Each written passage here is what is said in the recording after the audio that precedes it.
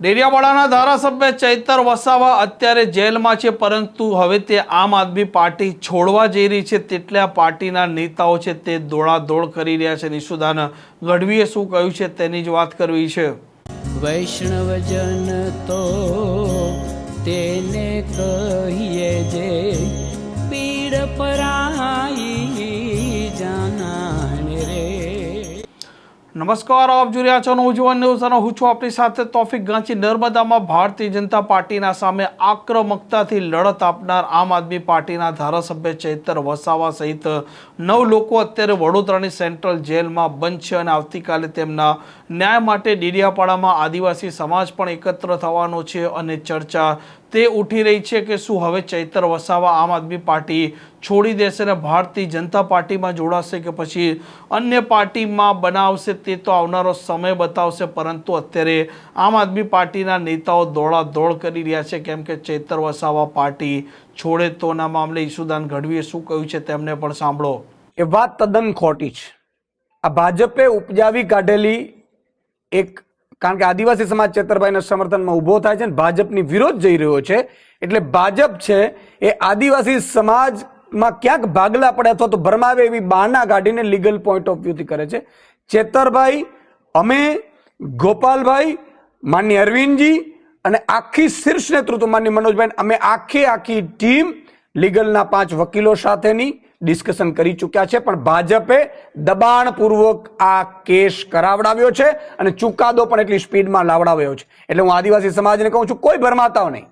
આ ભાજપ ભાગલા પાડવા માટે, અંગ્રેજોએ આવી રીતે આદિવાસી સમાજના ભાગલા પાડવા માટે કર્યું હતું, ત્યારે ભગવાન બિરસા મુંડા પણ આપને ખબર હશે કે આદિવાસી સમાજને એક કરી શક્યા હતા. ભાજપ આ ખેલ કરી રહ્યું છે અને એટલું તમામને કહું છું કે ચેતરભાઈ વસાવાની પોતાની પાર્ટી આમ આદમી પાર્ટી છે અને તમે આદિવાસી સમાજને પણ કહેવા માંગુ છું કે આપણી સૌની, આમ લોકોની, આમ પાર્ટીની, આદિવાસી સમાજની પાર્ટી આમ આદમી પાર્ટી છે. આ લોકો જો ઉદ્યોગપતિઓની પાર્ટી છે. તમે જો ઝારખંડમાં એમણે શું કર્યું, છત્તીસગઢમાં સરકાર બદલી શું કર્યું, છત્તીસગઢના જંગલોમાં અત્યારે અદાણી ઘૂસી ગયો છે. એવી જ રીતે અદાણી અહીંયા ઘૂસે, એમાં ચેતરભાઈ વસાવા અને આદિવાસી સમાજ નડતો હતો, એટલા માટે થઈને આ પ્લાન મને લાગે છે કરવામાં આવ્યું એવું લાગે છે. એટલે હું તમામને ક્લિયરિટી સાથે કહું છું કે ચેતરભાઈ વસાવાના તમામ અમારા વકીલો સાથે મિટિંગો થઈ છે, ચેતરભાઈની ખુદની થઈ છે અને ચેતરભાઈ આ બધામાં લૂપમાં છે.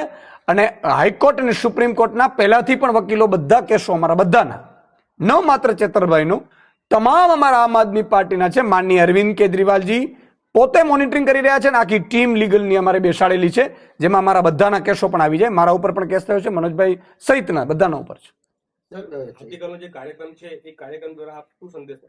હું એ કહેવા માંગુ છું કે આ કાર્યક્રમ એક આદિવાસી સંગઠનો દ્વારા આદિવાસી સમાજને એક કરવા માટેનો આ કાર્યક્રમ છે. આ કાર્યક્રમમાં ભાજપે જે તાનાશાહી કરી છે ને એક આદિવાસી સમાજના રતનને ખોટી રીતે જેલમાં પૂર્યો છે. જો આપણે ઘરમાં પુરાઈ રહેશું તો કાલે આપણા જળ, જંગલ, જમીનના મુદ્દા ઉઠાવનાર કોઈ નહીં હોય, આદિવાસી સમાજને જાગૃત કરનાર કોઈ બચશે નહીં. એટલા માટે હું કહેવા માંગુ છું, તમામ લોકો મોટી સંખ્યામાં આવતીકાલે પધારે. અમે પણ આમ આદમી પાર્ટી, કારણ કે અમારા પરિવારના સભ્ય છે ચેતરભાઈ, અમે બધા હાજર રહેવાના છીએ અને ડેડિયાપાડાથી મેસેજ આપવા માંગીએ છીએ માનનીય નરેન્દ્ર મોદી શ્રીને, માનનીય અમિતભાઈ શાહને, માનનીય મુખ્યમંત્રી શ્રીને કે તમે ગમે તેટલો આદિવાસીઓ ઉપર અત્યાચાર કરી લો, આદિવાસી ડરવાનો નથી, આદિવાસી ઝૂકવાનો નથી. ચૈતરભાઈને 7 વર્ષની જેલની સજા થઈ છે, અત્યારે તેઓ ધારાસભ્ય તરીકે રહેતા નથી, તો તમે હાઈકોર્ટમાં જશો તો આ અંગે તમે કઈ કાર્યવાહી શરૂ કરી છે, શું કરી દેશો? અમને પૂરો વિશ્વાસ છે કે ઉપલી અદાલતમાંથી અમને સ્ટે મળશે અને ચેતરભાઈ ધારાસભ્ય ચાલુ રહેશે. અને ખાસ કરીને પેલી 15 દિવસની જે નાની બાળકી છે અને એમના પત્ની છે અને બીજી મહિલાઓ પણ છે, તો એમને છોડાવવા માટે કે એમને ન્યાય માટે આપણે શું કોર્ટમાં? બિલકુલ, અમે તમામ જે લોકો છે, ન માત્ર ચેતરભાઈ, જે ચેતરભાઈના સાથે જેટલા પણ એમને સજા થઈ છે, બધાના કેસ આમ આદમી પાર્ટી લડવાની છે. અને મને દુઃખ છે, અમને બધાને દુઃખ છે, આખા ગુજરાતને દુઃખ છે. આખું ગુજરાત અત્યારે ચિંતિત છે કે 15 દિવસની બાળકી છે છતાંય ભાજપે એમને જેલમાં નખાવડાવ્યા છે. આવું જો ભાજપ ડ્રગ્સ પેડલરોને, ડ્રગ્સ વેચનારાઓને, બુટલેગરોએ પોલીસ ઉપર ગાડીઓ ચડાવીને હત્યાઓ કરી છે, બળાત્કારીઓને, હત્યારાઓને જો પૂરત તો કદાચ ગુજરાત આટલું ગુસ્સે ન હોત ભાજપથી. પણ આમનું કોઈ જ વાંક નથી, એમનું વાંક પણ નથી, એ ગુનેગાર પણ નથી ને.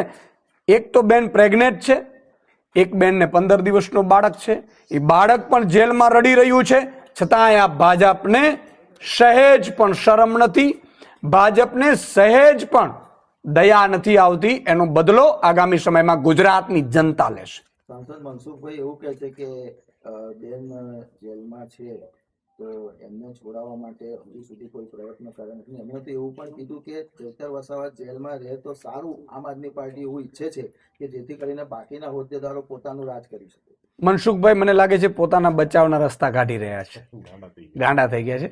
આવી મનસુખભાઈએ આવી વાતોથી બચવું જોઈએ, કારણ કે સાંસદ છે પોતે અને સાંસદ તરીકેની વાતો કરવી જોઈએ. અને મનસુખભાઈને હું સલાહ આપીશ મારા નાના ભાઈ તરીકે કે આદિવાસી સમાજ અત્યારે પીડામાં છે. તમે ધારત તો તમારા કોઈ સગા સંબંધી જેલમાં નથી. 35 વર્ષમાં તમારા સગા સંબંધી જેલમાં હોય તો કયો કેમ ભાઈ તમને પોલીસ નથી પકડતી? ભાઈ તમારા ઉપર કેમ આરોપ નથી થતો? ભાઈ કેમ છેતરભાઈ ઉપર જ થાય છે? કરાવનાર કોણ છે એ સાબિતી થઈ ગઈ છે. હવે ઘણા સમાચાર માટે નવજીવન ન્યૂઝ ચેનલ સાથે જોડાયેલા રહો. નમસ્કાર.